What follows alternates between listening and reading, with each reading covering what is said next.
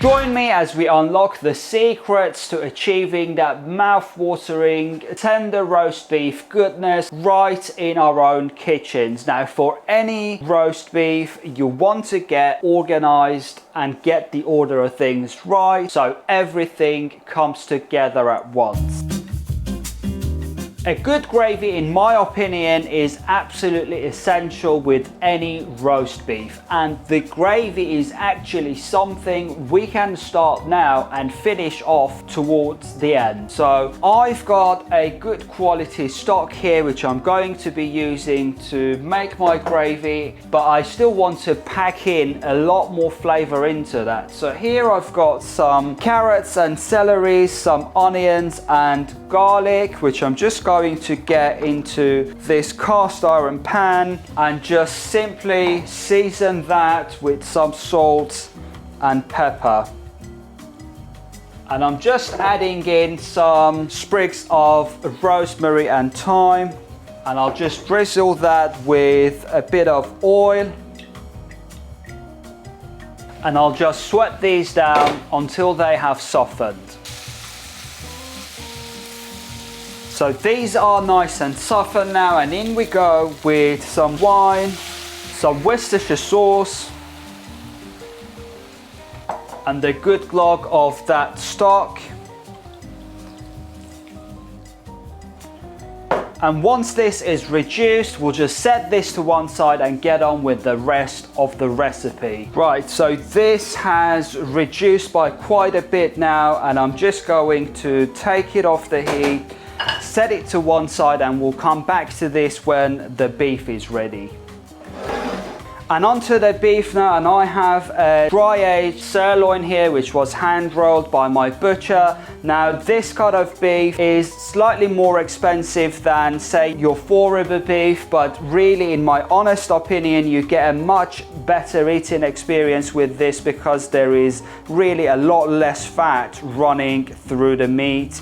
And also you get a higher yield as really there is no waste with this cut of beef whatsoever. Now this was brought to room temperature, and that allows you to get a really nice and even cook all throughout the meat. And I'm just going to start by gently scoring the fat cap, just trying to make sure I do not make any incisions into that meat.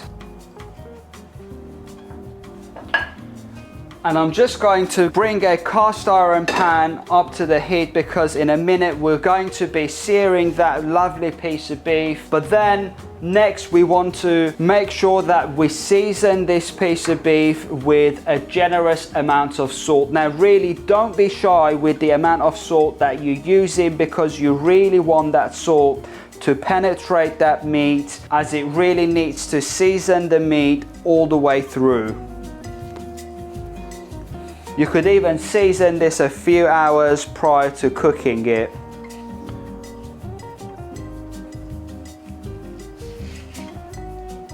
And we also want to get a good amount of pepper onto that joint of beef before we start searing it. And just lastly, a good rub of oil, but something with a high smoke point. So the cast iron pan started smoking. That tells me it's really nice and hot. So I'm just gonna get that meat in there and try and render some of that fat down and get a really nice browning all around the beef.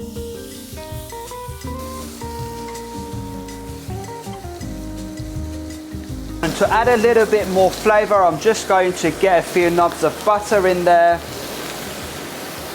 along with a bunch of thyme, and then I can start basting this.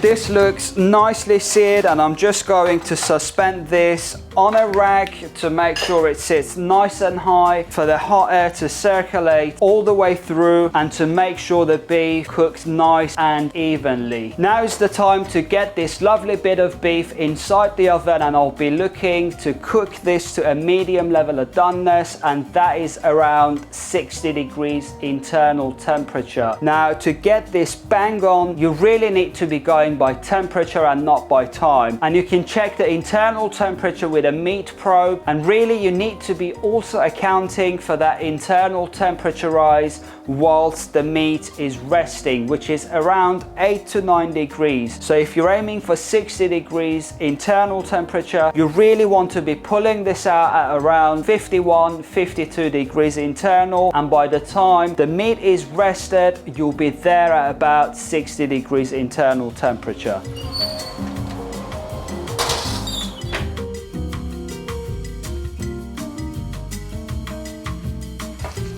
So the beef is lovely and ready now, and I'm just going to let this rest and get on with the gravy. So in a pan, I'm just going to get that base gravy and simply pass it through, trying to squeeze all the juices from the veggies, and in with the rest of the stock that I have here,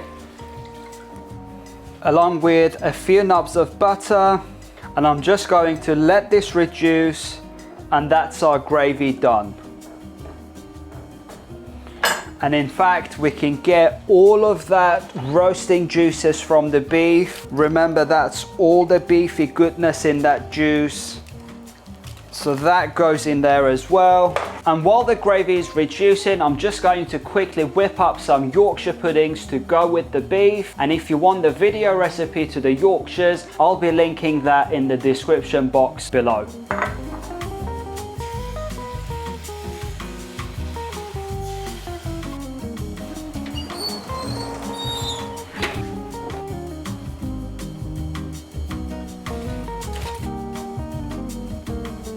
So the beef and the Yorkshire puddings along with the gravy are now ready. I've also prepared some honey roasted carrots with some roasted potatoes, and it's now time to serve.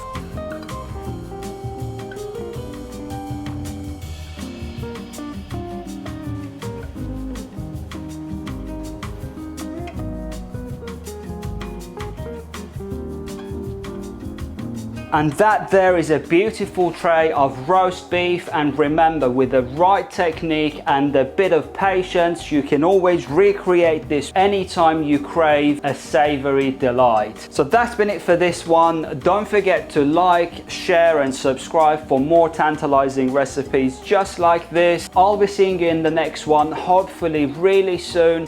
Until then, look after yourselves, and remember, the secret ingredient is love.